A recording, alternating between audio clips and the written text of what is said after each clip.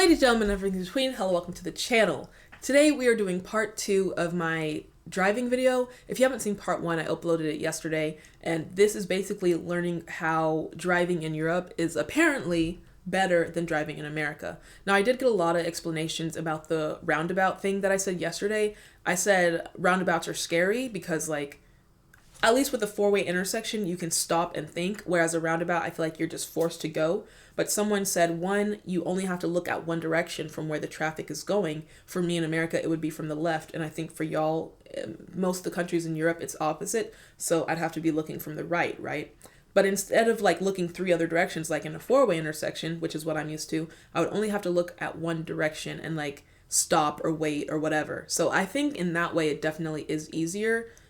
I just don't like the fact that it just feels like it's a continuous thing. It's not a stop, wait, and think.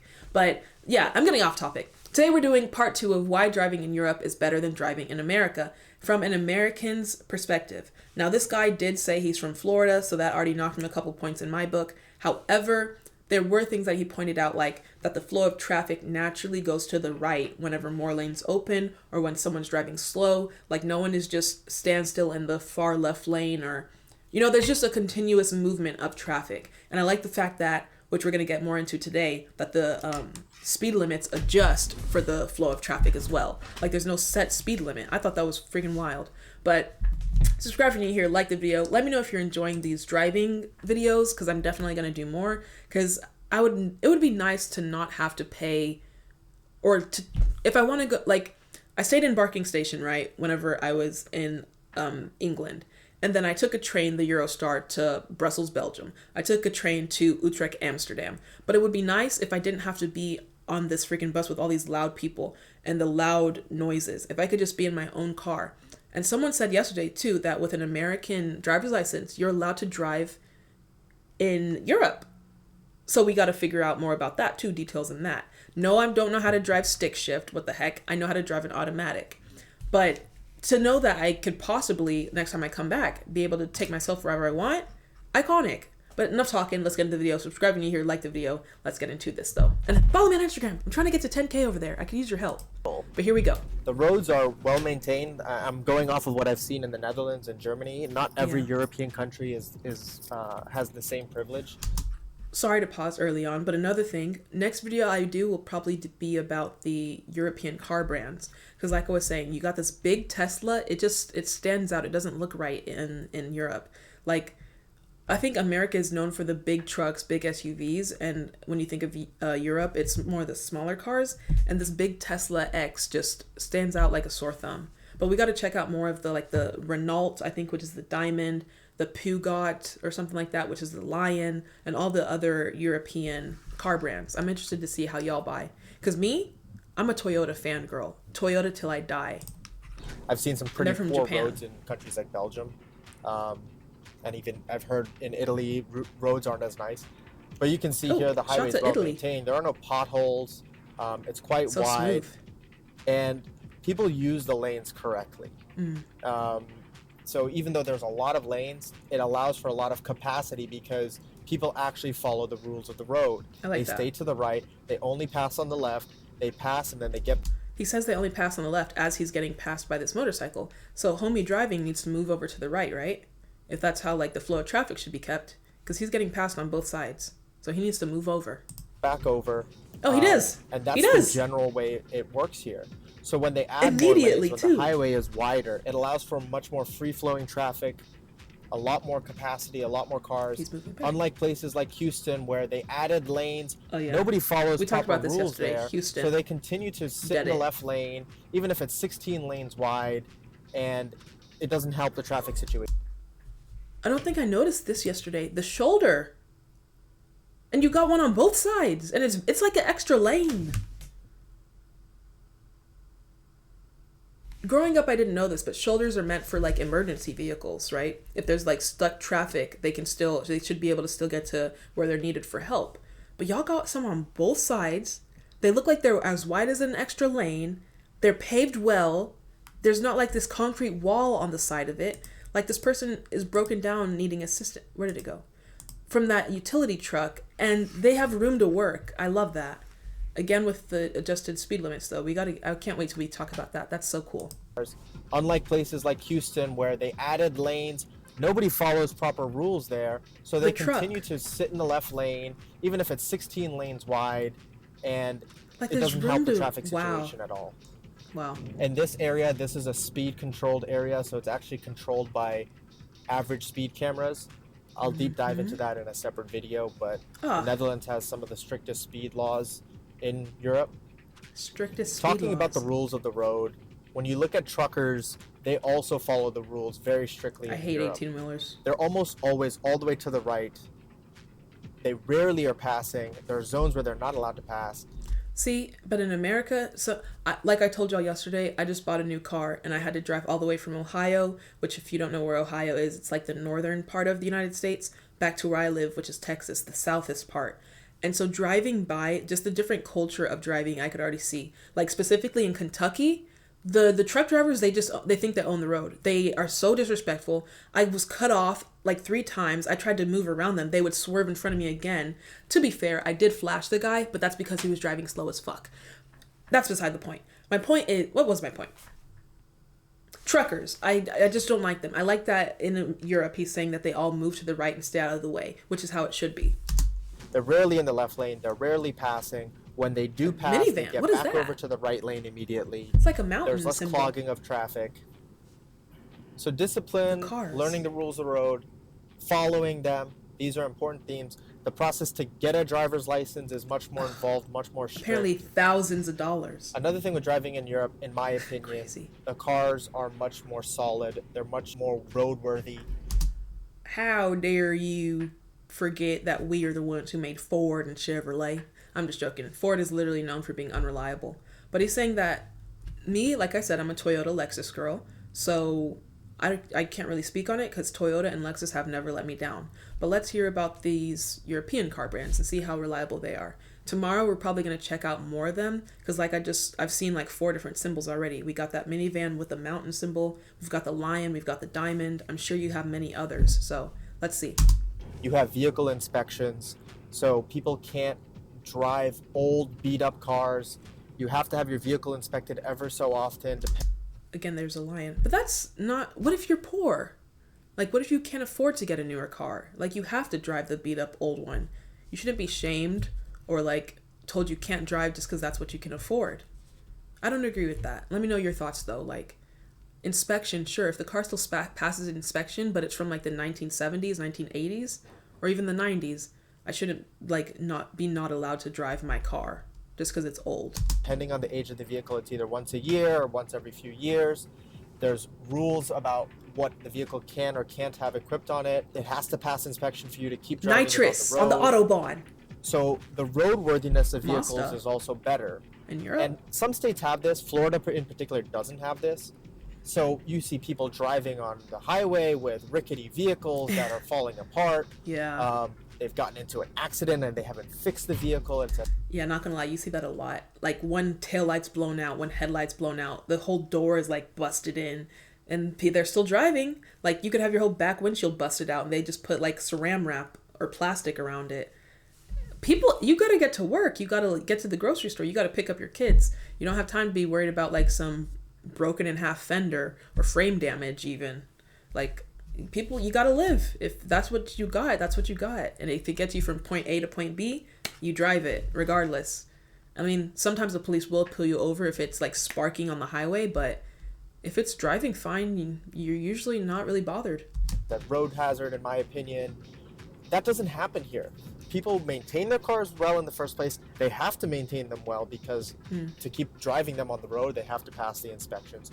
True. Germany has some of the strictest inspection laws. You can see many videos on YouTube about passing the TÜV inspection. Okay, we gotta check. Like, I'm just getting more and more ideas for videos. Car inspection, car brands, the changing of the speed limit. But like, I just had to do an inspection for my other car not even 6 months ago. And I'm pretty sure all they do is check that your blinkers work or your traffic indicator, as y'all call it. Make sure those work. Make sure your headlights turn on. Make sure your taillights work. And that's about it. Make sure your hazards turn on. That's about it. Like, I don't think they check anything else. So I can definitely see the leniencies in America as compared to Europe. Like, y'all seem very strict with everything. Man. I haven't had to go through this personally in the Netherlands, but I do know that inspections are required. I haven't seen any yearly, right? Poorly maintained 1 year every 2 years. And because of this, so because of the discipline, because of the roadworthiness of the vehicles, generally Europe has higher speed limits. The Netherlands used to have a national speed limit on the highway of 130 kilometers an hour. What is that in miles per hour? 130 kilometers, 2 miles per hour. 80. Yeah, that's normal. In Texas, at least, we usually go 70 to 100. Not 70 to 100. 70 to 90. Once you get to 90, you're pushing it for a ticket, though. But y'all were yesterday in my comments saying, like, oh, Americans, you drive so slow. You don't even know. She's getting crazy, frazzled about thinking about driving 90 miles per hour. Little does she know, y'all are out here going like 150 kilometers per hour. That's a death wish. In case you didn't know, I'm also a registered nurse. So be careful if you're driving that fast. And make sure you wear a helmet if you freaking drive a motorcycle. Which equates to 81 miles per hour. People used to drive faster than that. Recently, as of March of 2020, there's a national speed limit of 100 kilometers an hour until 7 p.m. Some roads are still 100 kilometers per hour in general.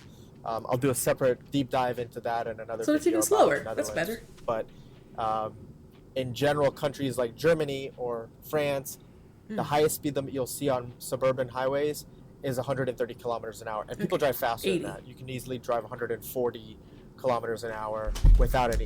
You're pushing it. 80, that's like 85, 90 miles per hour.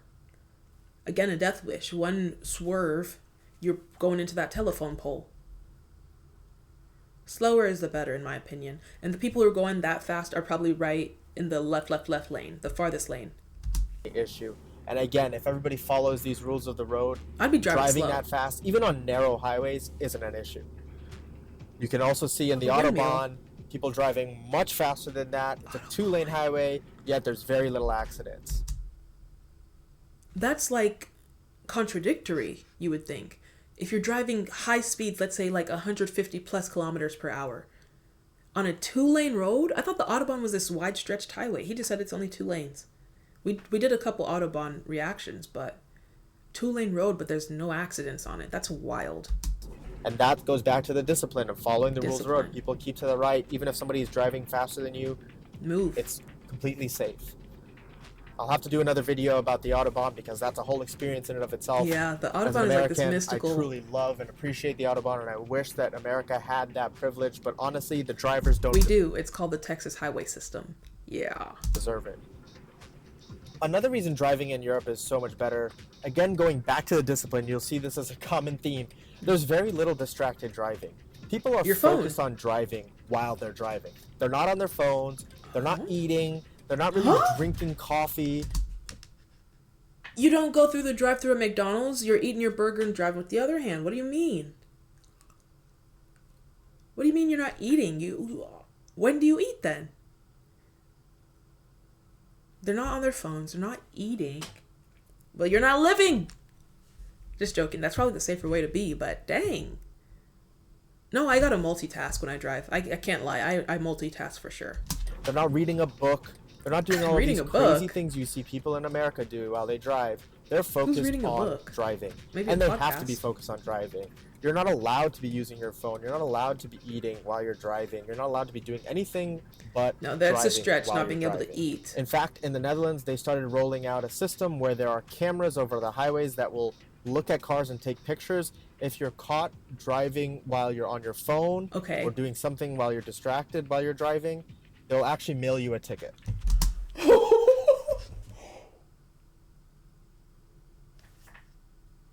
The heck? You're monitoring me now? You will mail me a ticket? That's... Oh my gosh. I'm tempted to say driving in Europe, y'all can keep it. What the heck? You will mail me a ticket for eating my cheeseburger while driving. What did God give me 2 hands for? Wow, you will mail me a ticket. They're serious over there. So they're very strict about enforcing no distracted driving. Yes. And people follow it. People focus on driving. I would too. And when you focus on driving and you have drivers that are focused on driving, you can have much more freedom and much more driving enjoyment So distracted driving isn't really a thing here, and it's really well enforced. I think that helps contribute to some of the driving characteristics of some of the roads. It also makes me think, like, again, back to the car brands, like the car I just got, it has lane assist and steering assist. Do your cars over there, like the European car brands, have these high-tech gadgets too? I feel like maybe that even makes it even safer too to drive on the highways. Like, I still can't get over the fact that there's barely any accidents, 2-lane road, but you can go however fast you want to on certain roads. Like, it's just baffling. People are much more focused. So there aren't really distractions. I love that, though. While you're no driving. Distractions. You're focused on driving, you're paying attention. And this is part of the reason why there are some things you really need to pay attention to while you're driving in Europe. Things like roundabouts, things like speed humps, things like pedestrian zones, bicycle lanes. See, stop! There could be someone coming from around the way. You see over here? Let me see if you can spy us. There could be someone sprinting, or not sprinting, but speeding around. And you have no time. You just gotta go. I want a stop sign right there. See? Trams, buses, horses that are allowed to be in traffic, a lot of different things that you need to pay attention to, and that's why you really need to pay attention while you're driving. And Europeans do in general. Now, as an American driving in Europe, I am guilty of carrying over some of my bad habits about distracted driving. But when I need to pay attention, I pay attention.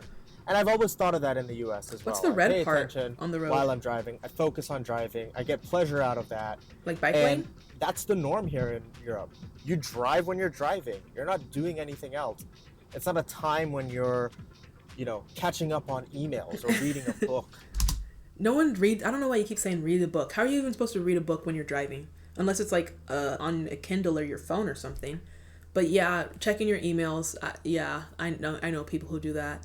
Just trying to change the song, I guess, could even be considered a distraction. Like, I don't want to freaking be mailed a ticket just because I want to change my Spotify.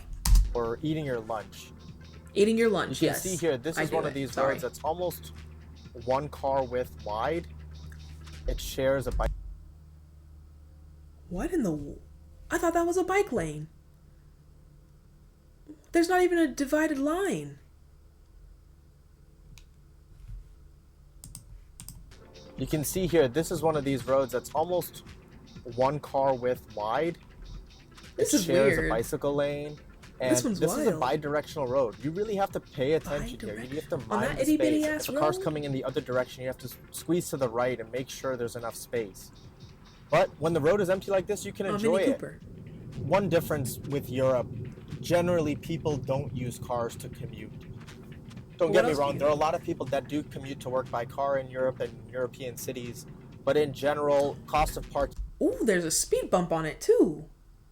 See, this road is completely foreign to me. Like a bi-directional road that has no divided midline, is tiny, has speed bumps. You would only see that like in a parking garage or like a neighborhood or something, but not like an actual just normal road. That's interesting. But in general, cost of parking is very expensive. No free parking? Fuel is very expensive. People don't use a car to commute if they don't have to. So people will often defer to public transportation to get to work. So people aren't driving regularly as much as they do in the US. So usually when they're driving, it's for pleasure, not so much necessity. Of course, it's maybe necessity to go somewhere, but... Again, with this like itty bitty road. But that's another thing, like the driving for pleasure, I can't relate at all. Like I drive because I have to drive. If I want to go to the store, get groceries, I have to drive there. So if my car ever broke down, I'd be stranded. I couldn't do anything. So the fact that y'all just get to drive for fun must be nice. Must be nice. They're focused on driving while they're doing it. It's not part of their morning commute. And this is generally speaking, this is my take. It's not scientific, of course. I like that I can choose to drive when I want to drive. I can enjoy driving. Yeah. I wish I lived in a walkable city. I'm lucky that I live in Amsterdam. I don't have to commute. I'd be healthier. I don't have to commute by car. Another thing I've noticed is when people are towing something or carrying cargo, it's well secured, it's covered with a net, things don't... Covered with a net? Wow. It makes me think like people in America, they'll just have something strapped up to the top of the car. It's flapping. Like the other day I saw someone with a mattress and it was like it wasn't even a truck. It was this itty bitty car and they just put it on top. And like obviously the wind is going to pick it up. So this is their car, right? And the mattress is like this, about to fucking fly off. But in Europe, you got it tied down, you got nets, it's all secured. I heard once that America is like a trash can in a Gucci belt. Very fitting. Fly out of trucks, things don't fly out of trailers. People, when they're towing something or when they're carrying something or hauling something, they're staying to the right. They're driving in the slower lane. They're not passing anybody. They're not driving erratically. The worst is when they're in the left in America. I remember regularly seeing in Florida landscaping trucks with trailers with things that are just bouncing around, flying around, things that could fly off of the trailer in any second. And those guys are driving 80-something miles an hour in the passing lane, passing cars, driving erratically. That just doesn't happen. Big trucks. When you consider some of the points that I've mentioned, driving in Europe is overall safer. Yeah, if people follow the rules, it makes for a safer experience for cars, for pedestrians, for cyclists. It also makes for a better driving experience as a driver. And that's why I love driving. Builds confidence probably too for new drivers. After a long road trip, I don't feel exhausted. I don't feel like I was dealing with a lot of bad drivers. I don't feel like I was dealing with a lot of people sitting in the left lane. No, because that's legit. Because sometimes when I drive, I get frustrated because everybody's just stupid, or the speed limit's like 50, and for whatever reason we're going 30. And it's literally just because like if I go to the left lane and drive past and see what's going on, it's just like two people in the front driving slow. That's literally it.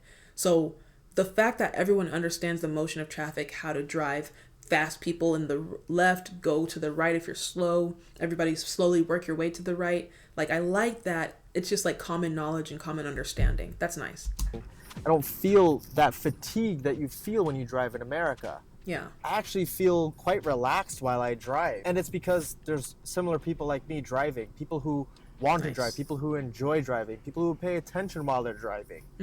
So I feel like I'm sharing the road with a lot of like-minded I like how bold individuals. the signs are. I also feel like driving in Europe, I've become a better driver. I've learned things that I didn't learn in America. Roundabouts, for example. The roundabouts, again, that's just an American thing. Like we are not accustomed to, we don't experience the roundabout, so it's a huge learning curve. But he was just saying how he thinks driving in Europe has made him a better driver. The first time I ever drove in New York City, let me know if you've been to New York City and saw how the roads are. If you've been and seen it in real life, you get it. But whenever I was done and drove through New York City with all the taxis cutting me off, people swerving, the honks of the cars, that's when I felt like, okay, if I can drive here, I can drive anywhere. And I feel like that definitely gives me, I think, besides the roundabouts, more confidence in when I come back to Europe, being able to drive. And it doesn't seem like it's hard necessarily. It feels like the way he's talking about it and from what we've seen, it's just like, it's common sense driving, which is nice. Exactly. Except for the mailing of tickets. That stresses me out. Dealing with cyclists regularly. Like I said, this is my personal experience. It's definitely not fact. The only experience I've had driving with motorcyclists is like when it's traffic and they, instead of stopping like they're supposed to, they just drive past you. That is really all I know about motorcyclists. But aside from that, we've just finished the video, driving in Europe better than America. I would say I agree. From everything that he's pointed out and just like me comparing it to my day-to-day life, it definitely does seem like driving in Europe is better. Can't wait to experience it. My top 5 countries when I come back. In fact, I'll do another video and I'll explain my travel plans and where I've already traveled to. Let me know if you're interested in that. Make sure you like this video so I know you guys enjoyed it, and subscribe if you're new here, and help me get to 10K over on Instagram. Follow me over there. I will really appreciate it. And I hope you enjoyed the video.